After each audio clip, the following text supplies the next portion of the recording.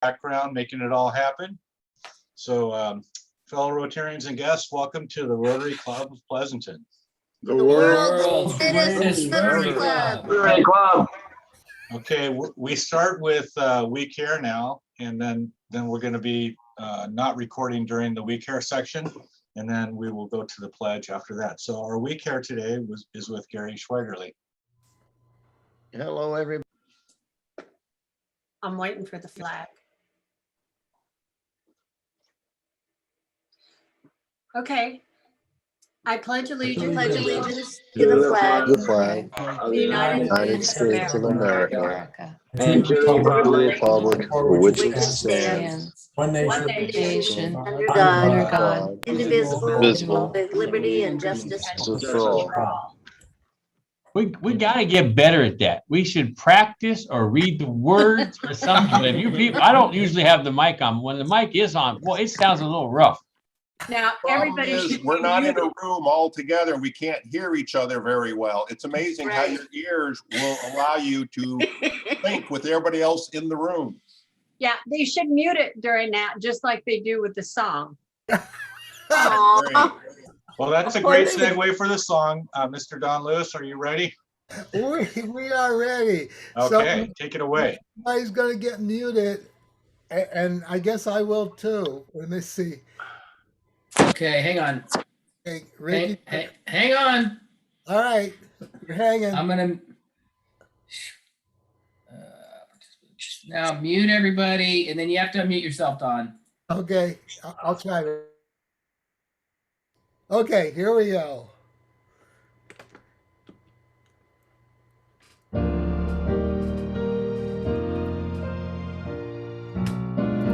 Oh, beautiful, for spacious sky, for amber waves of grain, for purple mountain majesty above the fruited plain.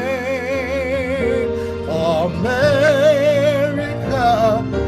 America, God shed his grace on thee and crown thy good with brotherhood from sea to shining sea. Oh, beautiful, for heroes prove in liberating strife, who more than self their country love and mercy more than life. America, America, may God thy gold refine, till all success be nobleness and every gain divine, till all success be nobleness and every gain divine.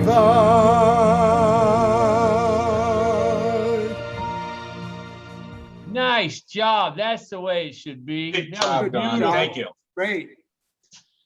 We're blessed to have you. Well done. Well done. Yeah, very impressive. Very impressive. Thank you.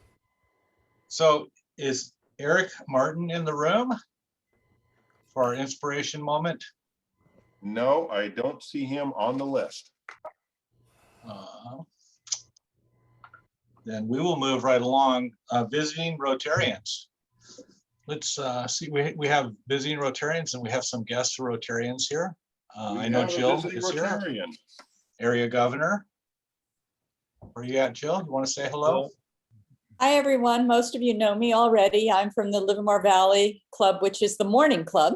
And it's always a pleasure to visit you guys and see everyone. Thanks. Welcome. Welcome. Bill, this is Bob. I have my guest today, which is my wife, Joyce. Hello. Hi, Joyce. Hi, Joyce. well, we have we have Deborah and Jennifer here. Do you guys want to say hello? Hello, I'm Jennifer Petley from Hope Hospice. And I'm Debbie Everson, also from Hope Hospice. Welcome. Hello. Scrolling through the screen here. Oh, Mr. Joe Testa is online. Do you want to say hello, Joe? Good afternoon, everyone. Yeah. Hi, Joe. Did we get all of our visitors and guests here? Yes, we did. Fantastic. Okay, we have a Rotary International video. It's 1 minute and 41 seconds, all about WASH, which is water, sanitation, and hygiene. So let it roll, Ricky.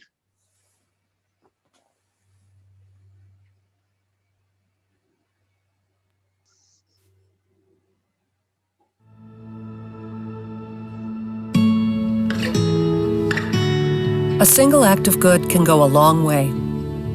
It can cross oceans, cure disease, and create equality. As members of Rotary, we are people of action, and our actions have the power to speak loud and clear. We're changing lives and creating opportunities through our groundbreaking work in clean water, sanitation, and hygiene. Our global grants help communities create and maintain water resources close to home, because when clean water is within a child's grasp, so is a safe and promising future. We're committed to supporting sanitation projects that meet the needs of women and girls. Our programs provide modern facilities and hygiene training to cultivate long-term health and wellness. From safe access to water to private toilets and programs to teach healthy habits, we're working in homes, clinics, and schools to help families live healthy lives. Rotary Club members unite to create a world where water, sanitation, and hygiene are cornerstones of self-confidence and dignity, well within the reach of families who need it most. With more than a century of experience in service, Rotary is uniquely positioned to meet the challenges of today and fulfill the promise of a peaceful, healthy tomorrow. Your contribution to the Rotary Foundation keeps families connected to a world of good. Every gift is an action that speaks volumes, across classrooms, communities, and continents. Learn how you can support the cause that means the most to you. Thank you for running that, Ricky.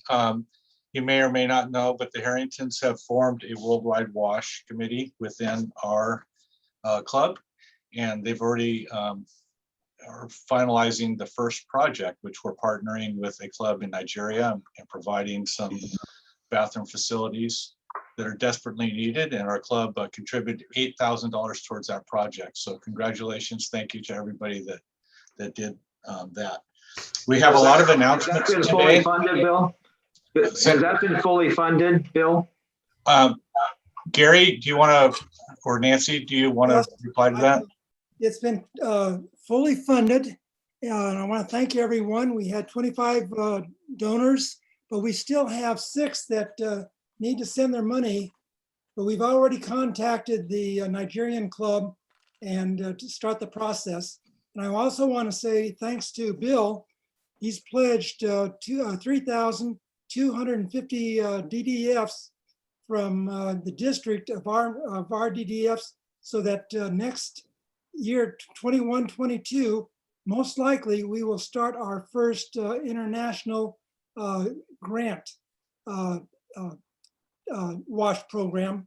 Plus, we'll keep this program in existence. So congratulations. Thanks, everyone. Thank you, Gary.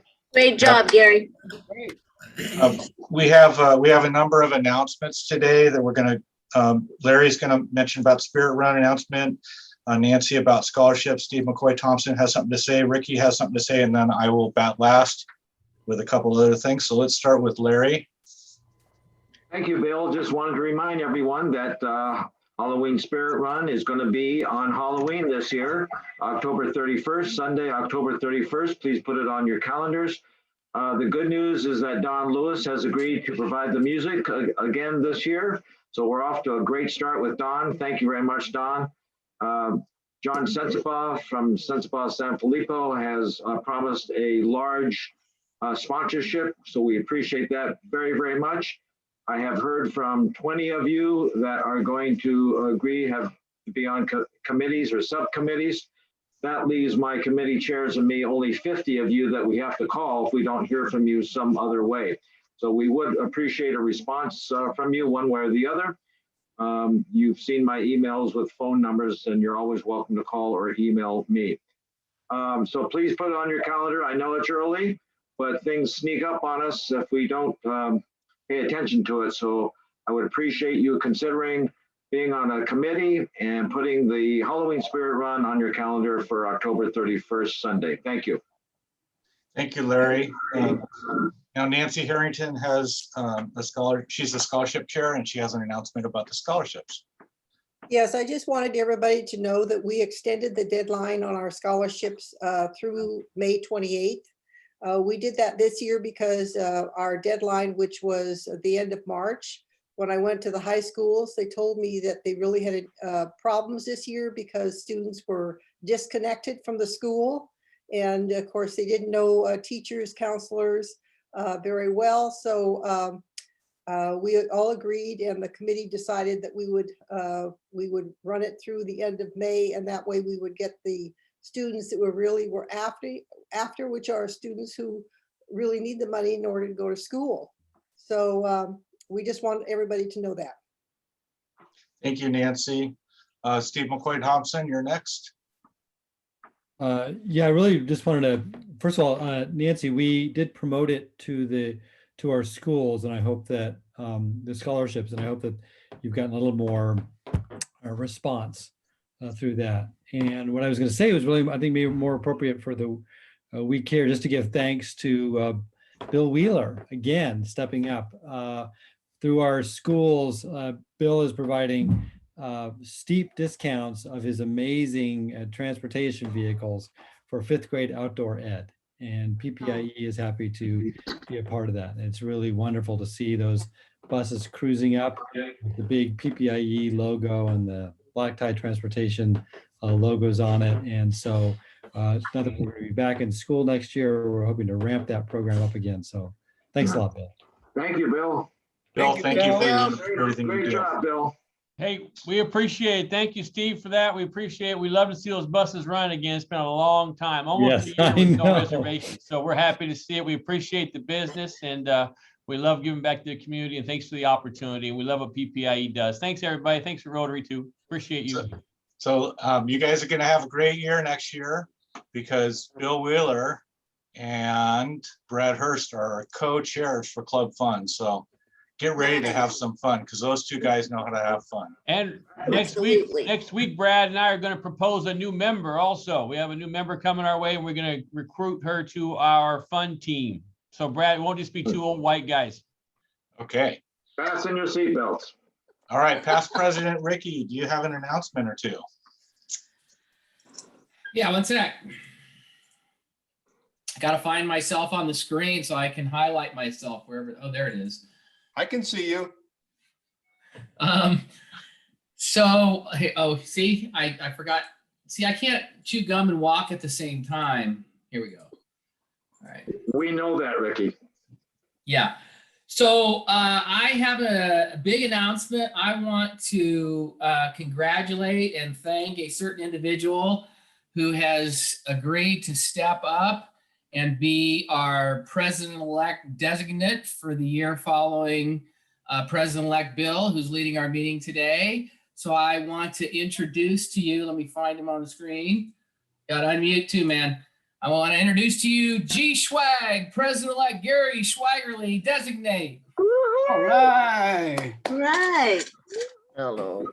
Gary, you ever been president before? Gary, you ever been president before? I've never had a dream to be the president of Rotary. Well, thanks for stepping up. That's He has that's the dream. exciting. He's caught the dream now. He's caught I feel it. sorry for Bill, but that's exciting. Yeah. It is. Thank you so much. Hey, when I called Gary and I said, what do you want to do next year? He goes, I'm too busy. I don't want to do anything. And then Ricky called him and he ends up being the president. So yeah, wow. Phoebe, were you aware of this, Phoebe? Was Phoebe Yeah, aware? she's there. There's Phoebe. I was told about it, yeah. Okay. That's the first lady of the president-elect designate. Yeah. Yeah. Yeah, Surprised keep him on it his didn't have to toes. be like a total meeting and a vote to see if he was okay for everybody, for him to be president. That didn't happen. Well, maybe we could Right. just recruit Phoebe to join and just railroad her right in. To do more of his work. Let's work on it, We would Gary. prefer her, Gary. We would prefer her. Yeah. We'll get another female Rotarian president. Like two There you headed- go. Gary, you'll enjoy it. You really will. With all your support, I know he'll do a Yeah. great job. Yeah. Yes, he will. Yeah, So- and I say I'm semi-retired and I'm working more than ever, so I am, something's not right here, but that's why, Well, Rotary's yeah, perfect for you. yeah, it'll be nice. Throw more in the platter. Hey, thank you for stepping up, Gary. We are still looking for a treasurer. And if you don't feel like you have a lot of treasurer experience, we're considering like hiring a bookkeeping firm to actually do the QuickBooks part of it and just be the face of the treasurer, take care of that type of transactions at the meeting and write the checks out and get them to the bookkeeper. So if that's something that you might be interested in, please reach out to Ricky or myself and we'll have some more conversations about it. We're only going to be doing 2 meetings physically once we start meeting in the venue that we decide on. So it's only 2 meetings, and I'm gonna. If you don't want to be asked to do something, you probably shouldn't answer the phone when I call. Okay, let me just say that. Okay, moving right along. We have something exciting to announce here on May 6th, which is coming up pretty quick. We're going to have an in-person meeting at Independence Park, right across the street from Nancy's house. It'll be a bring your chair, bring your bag lunch meeting. And we're gonna try to do Facebook Live and Zoom it, but it's a test. We don't know how well the technology is going to work, not having a internet connection that's wired or a really strong Wi-Fi there. So please put it on your calendar, try to attend. And then we mentioned this before the meeting started today. Jennifer and Deborah are here from Hope Hospice, and they had been awarded a grant, and they didn't know that they had been awarded a grant because it went into some kind of spam folder. So I'm going to give them a couple minutes right now to talk about what they do and whatever they have to say about that. Great. Well, thank you so much. And on behalf of everyone at Hope, I'm Jennifer, by the way, for those of you who didn't hear me introduce myself earlier. But on behalf of everyone from Hope Hospice, I just want to thank the Pleasanton Rotary for again supporting our wonderful caregiver education, family caregiver education series, which is a wonderful program to help families in our community who are caring for a loved one with dementia. And with me today is my colleague. Oh, before I do that, I want a special shout out to Don and Julie Lewis for getting me connected today. And I also want to thank our champion, Jim Wark, for really starting this program in 2015 with help from Pleasanton Rotary, and it's still going strong today. So with that, I'd like to introduce my colleague, Debbie Emerson, who is Hope's Community Education Coordinator, and she is the brains behind our Family Caregiver Education Series. She's going to tell you about it. Thank you. Go ahead, Debbie. Thanks, Jennifer. So first of all, thank you so much for supporting our program for over the past, I think, 6 years. We've been receiving grants from Pleasanton Rotary. So I joined the Hope team in 2014 and was tasked with developing a program to provide education, support, and resources to those who care for elderly or chronically ill loved ones, family caregivers. So I'm a professional health educator, but I was also a family caregiver for my mom for several years. So I kind of know what it's like in the trenches. So our program consists of 2 major components, classes and support groups.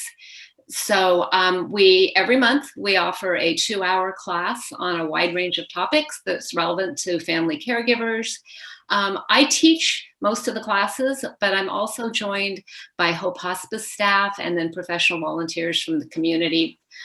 Dementia is our most popular topic, as I'm sure you can imagine. So we have 4 classes on dementia. We have a class on legal and financial issues that's taught by an elder law attorney. We do palliative care, Medicare, grief and loss, how to navigate the healthcare environment and be an advocate, and understanding all the options for facility care. So we just really run the gamut of topics that can help someone who's caring for a loved one have support, not feel quite so isolated, and get a lot of good tips and education. And we used to do all of this in person at our office in Dublin, or I would actually do presentations for different community groups. But COVID changed all of that, like it did for everybody. And so last May, I started converting all of our classes into Zoom format. And I also converted all of the handouts and resources into electronic format. So now we do them all on Zoom. I also do the support group on a HIPAA compliant version of Zoom, and I have been really pleasantly surprised at how well that works and how comfortable people feel in that environment. And so I really wasn't sure at first how everybody was going to respond to all of this electronic business, because they were really used to the personal touch that we were able to provide in our classes. But when we did our classes in person, we were kind of limited by the size of our classroom, which comfortably held 30, but we could cram 40 into it if we needed to. So now that I'm doing it on Zoom, our attendance ranges from about 30 to 70 people per webinar. So we're able to serve a lot more, and the numbers are just growing every month. Just this morning, I did a webinar for Stone Ridge Creek, and we had 40 people attending. So the sessions are also recorded and posted on our website. So if someone missed the live webinar, they can still get all of the materials. Excuse me. The feedback has been great. People are telling me that they actually like the Zoom classes better because it's easier to see and hear, and they can participate from the comfort of their own homes. So anyway, it's been great, and the response has been wonderful. And the thing that's so rewarding for me is just hearing from all the family caregivers over the past several years with regard to how much this program has helped them and how much it means to them. Well, thank you. Thank you for talking. Your product or your service is fantastic. I lost my mother-in-law last year in September, and she was on Hope Hospice, and the caregivers that came out there were very genuine, loving people that really provided dignity and comfort at her end of her life. So thank you for what you guys do there. Thank you all again very much. We really appreciate your support.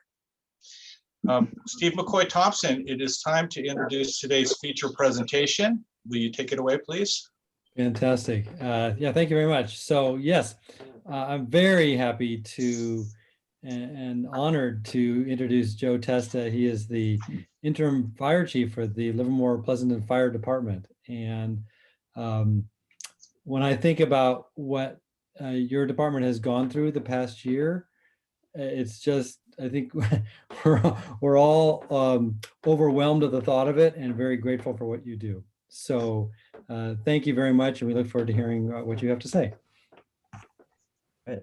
Well, thank you, Steve, for the introduction and the invitation, the coordination. It is really nice to be here. I've had a chance to speak to other Rotary groups before, but I understand now that I've graduated to the best Rotary group. Is that correct? That's a fact. World's greatest. World's greatest. Absolutely. You've arrived. All right. Nowhere to go from here but down. Yeah, so thank you very much, and really nice to see in this group a number of old friends and hopefully make some new ones today. And super glad I logged in early enough to see Dawn perform. I've known Julie and Dawn for almost a decade now, and I've never seen him perform, so what a treat for that. Yeah, so fortunately, now that I see who's in the room, I plan to do more of an update than an overview. And looking at the group, it looks like a lot of people who are pretty familiar with our organization. So I guess that dumb luck is probably going to play out. But I'll start with me. I'll move into a PowerPoint that's just a couple pictures. We're not doing words. And kind of talk about what's going on in the LPFD and the broader fire service. So I started here over 25 years ago now. I started with the Pleasanton Fire Department right before we merged. I have had the thrill of working all of the ranks on the operations side of the house. So I started as a firefighter, then got to drive the fire engine for a few years. I was in charge of the fire engine for a couple of years, and then promoted to management way too young, which set me on a career trajectory to be deputy chief about 5 years ago, and have moved into interim fire chief. I am my third week in, so I am still buggy-eyed and wondering what I've done to myself, but having a great time in the process, and just amazingly honored to lead what I think is an incredible organization, and to be here today representing that organization. So I will jump into a screen share here, and with any luck, you will see what I see.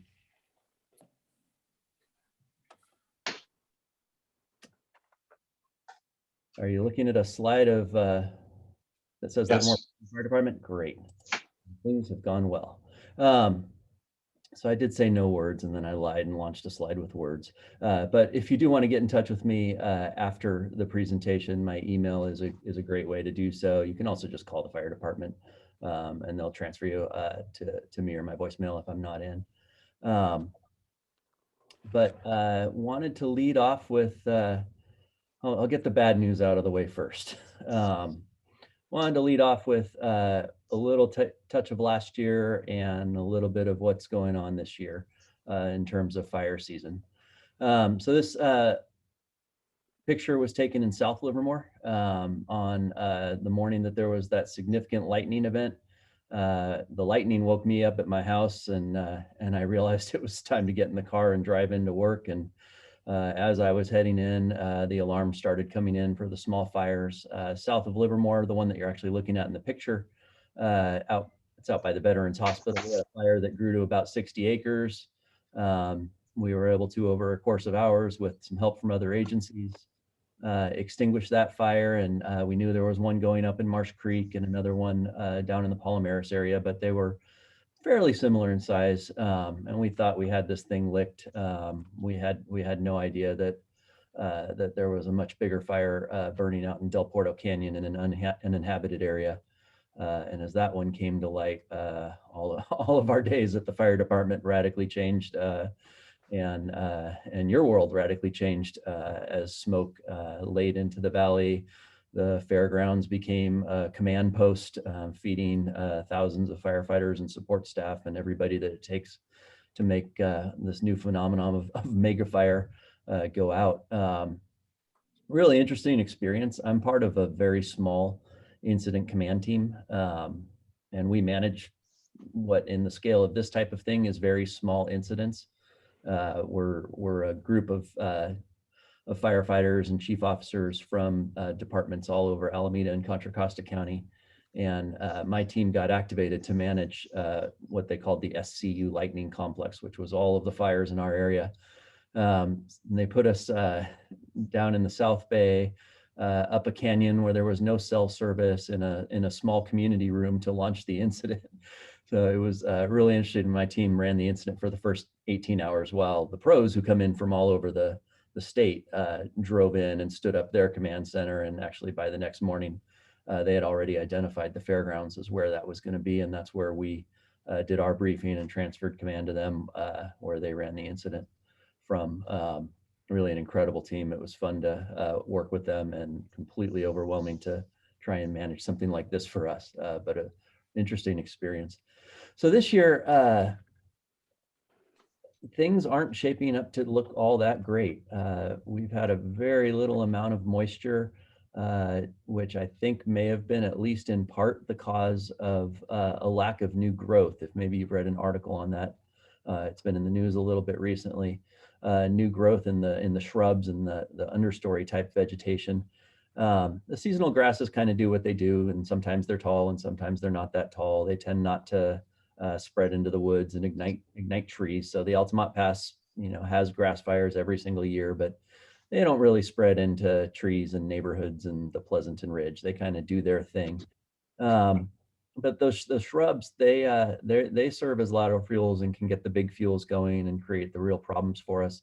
And this year, for the first time in history since they've been looking at it, they didn't have any growth. And so the fire behavior analysis are kind of trying to figure out, what does that mean right now? They think it's probably tied to the drought, and we are already seeing June levels of fuel moisture, meaning that it's lower than it should be this time of year. So certainly not going to say the worst fire season ever after the last few years, and I really hope it isn't.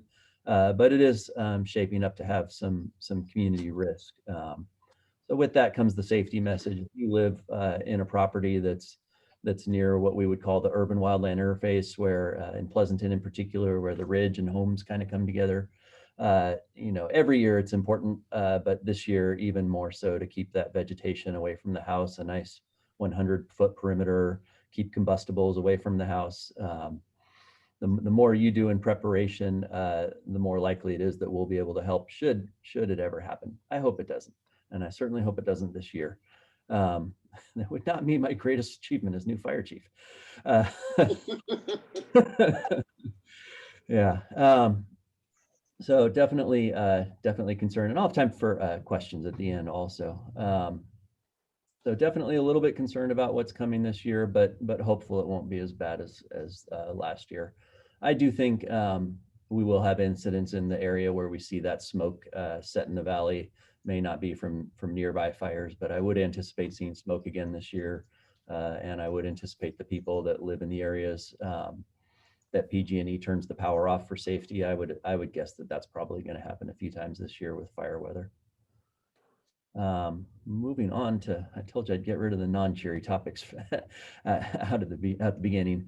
COVID response. So wow, we're more than a year now. We're about really 13 months into realizing exactly what we were dealing with. We kind of knew it was starting to, there was some rumbling in February, maybe even January, about something going on, but around that time, around February, maybe it was early March, there's a picture of me with a distillery that converted their operation into hand sanitizer, and the manager and I are leaning in with no masks and our heads close to each other, holding up a bottle of the alcohol product that they had made, smiling, knowing that we had this thing beat because we didn't understand it. Of course, we have a far better understanding now. We adapted our response. For that, our dispatch center has been amazing. They've been doing pre-screening, so we kind of know what we're going into, whether it's a possible COVID call or not. And our personnel, I'm pleased to report, have had the right personal protective equipment throughout the event. You saw certainly in the media a lot of organizations, particularly healthcare organizations, that weren't as fortunate as we were to have that level of preparation, because we were already going to high risk calls. We had a fair amount of supply on hand when it started, and our vendors were able to keep us equipped. So that's the good news. On the bad news side of that is we did really shutter our operations to the public. We lost a grade of kids that we would normally go out and give a fire prevention and safety message to. We just didn't go see them this year or invite them to our fire stations. Couldn't bring the community into the fire stations. Our front door has been closed to appointment only, and we're really looking forward to coming out of that. COVID did run through the fire department. Our spike looked pretty similar to the spike that the country saw, where we had a real peak towards the end of last year. By right around Christmas time, when people wanted to be together the most, we basically told our firefighters, go on calls, but otherwise just go to your room. We're not going to do any intermingling, cohabitation. We just can't spread this any further. We were able to keep all of our stations open. 24/7. We did institute some decontamination procedures that we do on a periodic basis, and we're still doing all that. So that's what's going on with COVID. We're excited about June and being able to reopen and normalize. We know we're going to be wearing our masks for a long time, and that's great, but we miss the public. We miss being out there and having people come visit us. More cheery. So you've probably seen around town some new fire engines and trucks driving around over the past number of years. About 10 years ago, we converted our spec department-wide. So we've been merged now for over 20 years, almost 25 years. And about a decade ago, and each city used to kind of buy their own fire engine, even deep into the merger, and they actually still own the fire engines and trucks.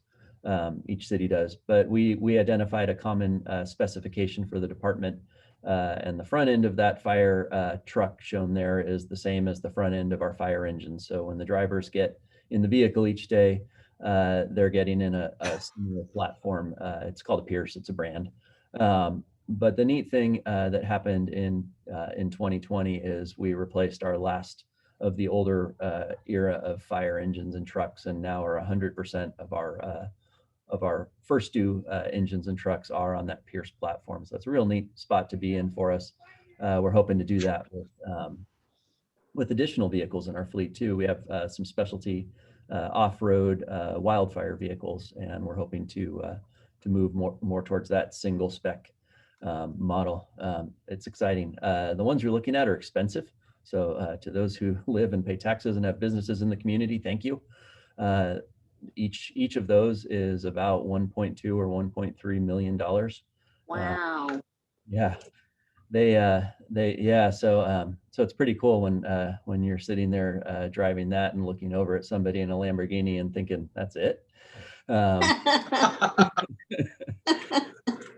I've actually never driven one of the big ones. A normal fire engine, the type without the big ladder, those are actually up at around $700,000 now. So they are expensive. We do get a fairly good lifespan out of them, about 20 years of an in-service time. And a lot of times we're able to take them even past that. That's our targeted replacement is at 20 years. But if we have one that's holding up better or has lower miles, we might even keep it beyond that, and certainly have in the future.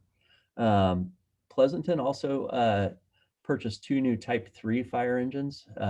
It was a build on a Ford chassis, which this company had never done before. And a Type 3 fire engine is an all-wheel drive fire engine. It's not as nimble as the pickup truck-based ones, but it does have a bigger tank of water. It is able to pump and roll. And so the design of the vehicle is really targeted for something like the Pleasanton Ridge. And there's a lot of places like that in California, where heavy trees, high density of fuels, the fuels that are going to burn hotter and longer. So you need the bigger water pump, you need the bigger tank, but you still need to be able to have 4-wheel drive and be able to pump water while driving. We call it pump and roll. So these 2 new vehicles are kept at Station 2 up by the Stone Ridge Mall and Station 4 down by the fairgrounds. Very happy to have those in service. They replace vehicles that we did get more than 20 years out of, actually about 26 and 27 years out of those older vehicles. So a big upgrade for us to finally replace those. One more slide. That one came up a little bit blurry, but this is probably the most exciting thing that's going on right now. So everybody that's driven by Santa Rita at West Las Positas across the street from the hospital has probably seen that where there was once a fire station, there is now a chain link fence and a dirt lot. Fortunately, that's not permanent. We've moved the fire station around the corner. So we are operating out of a temporary fire station. It's literally a trailer and an arched temporary hut that the fire engine is in. It's called a sprung structure. It's really a great structure for us. And they'll be out of that station for about a year while we rebuild the new station. New station is well underway. It's not at the visually rewarding part yet, but but they're getting ready to pour the concrete. And once that's in, then it'll start going vertical and you'll start seeing the structure take form. So really exciting. It's a beautiful fire station. It replaces one that was, well, the building for those who have been around Pleasanton longer than I have, the building was not built as a fire station. In fact, the recreation department first used it. And I've been told that people that have been around the city a really long time might even remember having gone to movies there. And then at some point it transitioned to being a fire station, and we added on to it and made it work. It actually was a nice station for a number of years, but the building aged, the world of firefighters changed. So that station actually had what we call a gang shower. So all 4 shower heads are in the same shower room. Obviously, does not work in a modern fire service. Dorms were all open. So regardless of modern fire service and privacy and gender, snoring alone makes the new building with individual dorms a far better platform. So we're really excited about this building going up. And at that, I'm going to end the screen share just as soon as I figure that out. All right. Meeting controls. I'm thinking they're popping up on the wrong screen. Great. All right. Yeah, and so that'll be great. Also, Station 2 out by the Stone Ridge Mall Road. We're getting closer and closer to a remodel on that station. So hopefully in the coming years, at least the interior of that station. The study on that station said it wasn't a tear down, but it does need some work. So the station out by the Stone Ridge Mall is in Pleasanton, what we're kind of targeting as our next project. We're hoping for a move-in. I'm staying optimistic here. We're hoping for move-in around Thanksgiving to that new Station 3. That'll be really exciting. It'd be a great Christmas present if we can be in ahead of that. So that is what I had prepared as far as a fire department update, but I understand that we do have time for some questions. Hey, Joe, I have a question, maybe just approximately how many stations and assets as far as firefighters and pieces of equipment are you managing? Yeah, so we're a 10-station department. Each station only has 1 fire engine or truck, so it has either a 3 or a 4-person crew. The total organization size is 123 full-time employees. The vast majority of those are in the fire stations. The second highest number is in fire prevention, so the people that go out and do annual hazardous materials inspections, new construction inspections, make sure that our community's fire safe. And then the smallest division, of course, is the administration division, which I work in.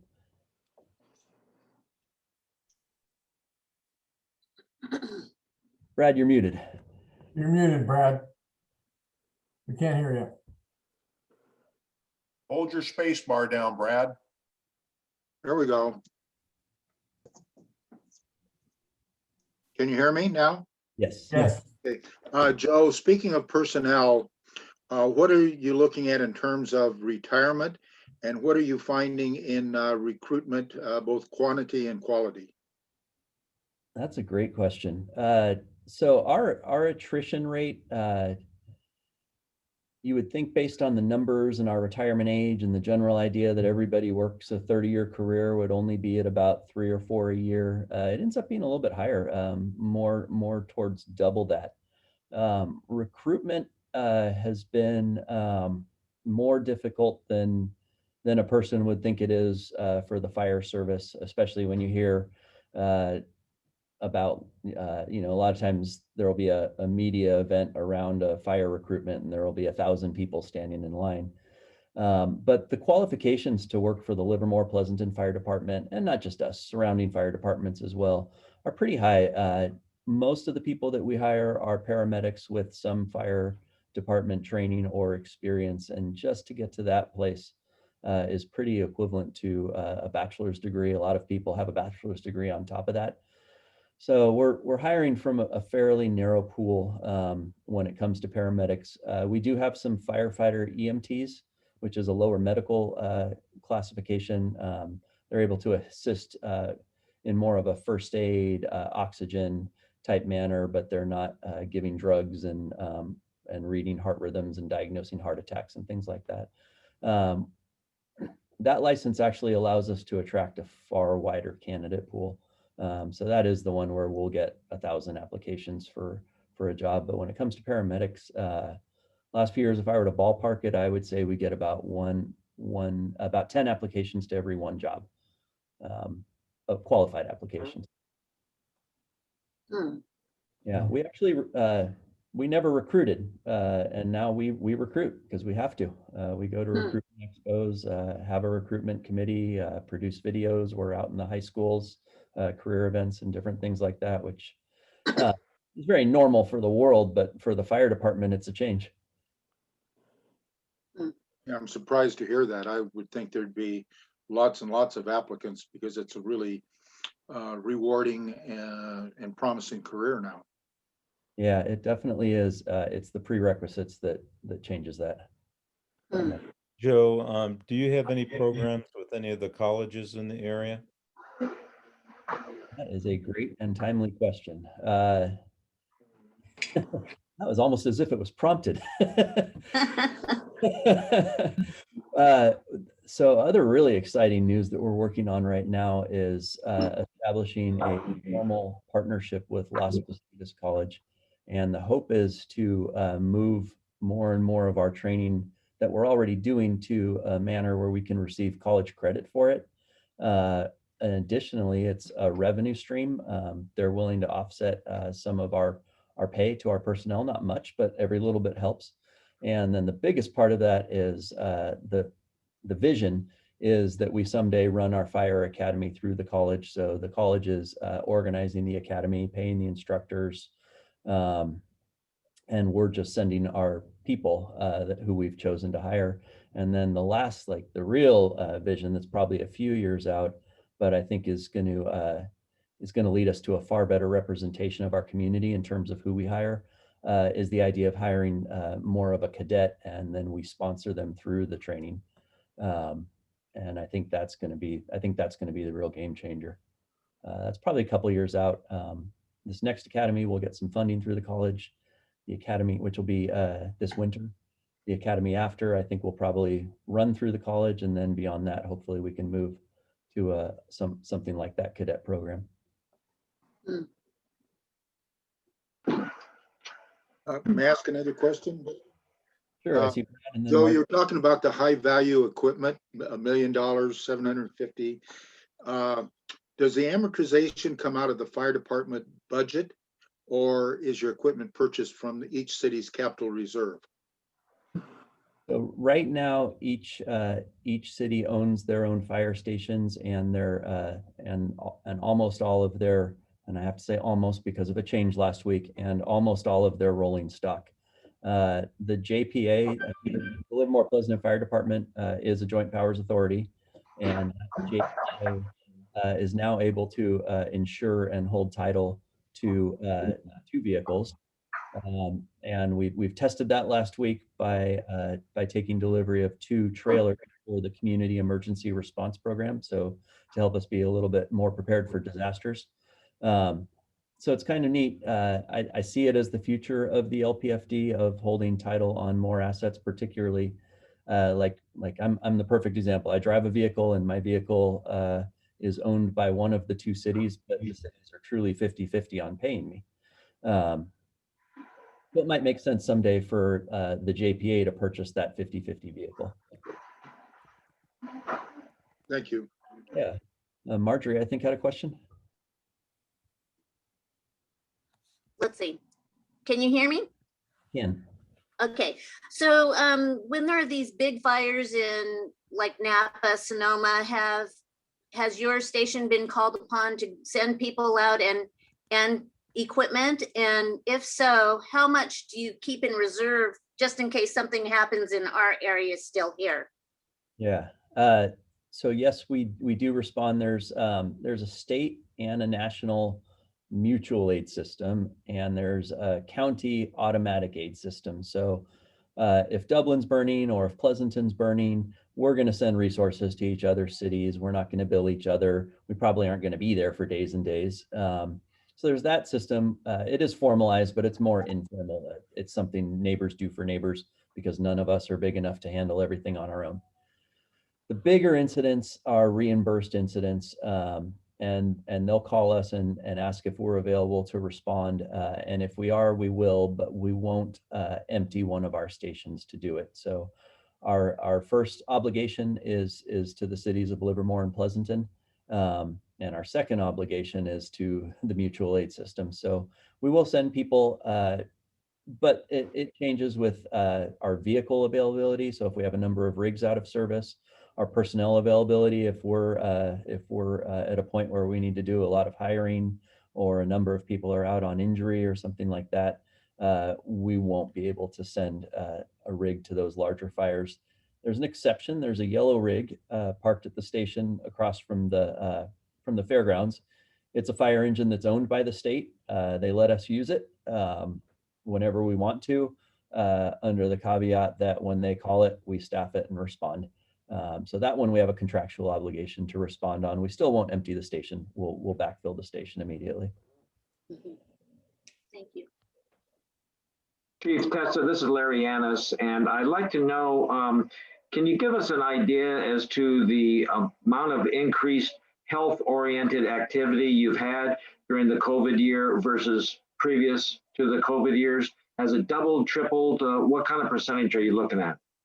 Boy, the answer is going to surprise you. So our call volume has been trending consistently up a few percent a year since our consolidation in 1996 until the first part of 2020, when our call volume dropped like by like 30%. Oh my gosh. Yeah. So we do collect COVID data, sort of. So it's hard to say what impact COVID had, but in general, our responses dropped significantly last year. Sorry, my lights timed out. Our responses dropped significantly last year. We're thinking that it's probably because the same thing that other industries were thinking or feeling, and that is that people maybe didn't want to access the healthcare system. People weren't out and about. They were in their home, a familiar place. So trip and fall and things like that go down as you're at home. Even fires, you're recognizing a lot of times when there's a big fire in a house, it's because nobody was home, and it got a chance to get big before anybody realized it. So I think those factors tied to it, but we actually experienced a drop, and we're pretty much back to normal now.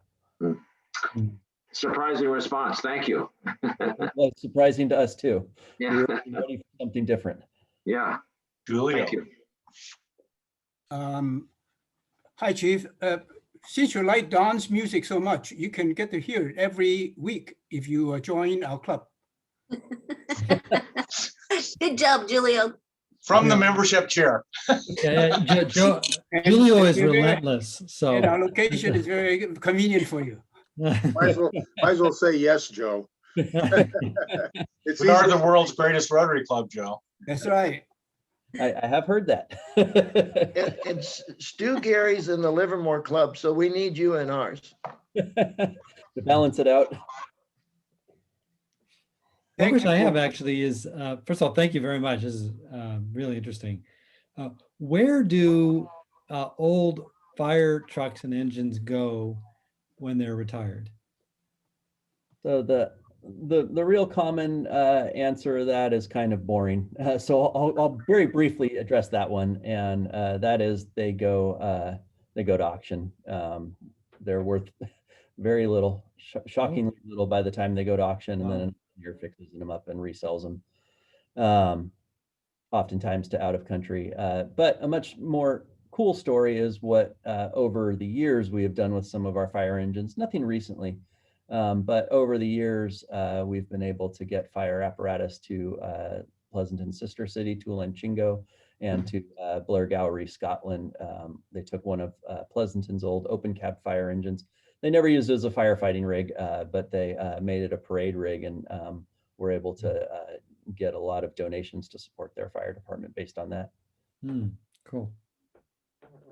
I'd like to add that our club was very instrumental in getting the fire engines to Tulansingo. I know Dick Stafford was instrumental in part of that project, and there may have been other Rotarians who are still in the club that were instrumental in getting those vehicles to Tulansingo. That is absolutely, yeah, thank you for saying that. Well, Joe, thank you for leading the fire department here in Pleasanton and Livermore, and thank you for coming and talking with us today. We enjoyed hearing from you. And with that, we're going to adjourn this meeting. I wish everybody a great rest of your day. Yeah. Ring the Thanks bell. very much. All right. Thank you, Bill. All right. Thanks, Bill.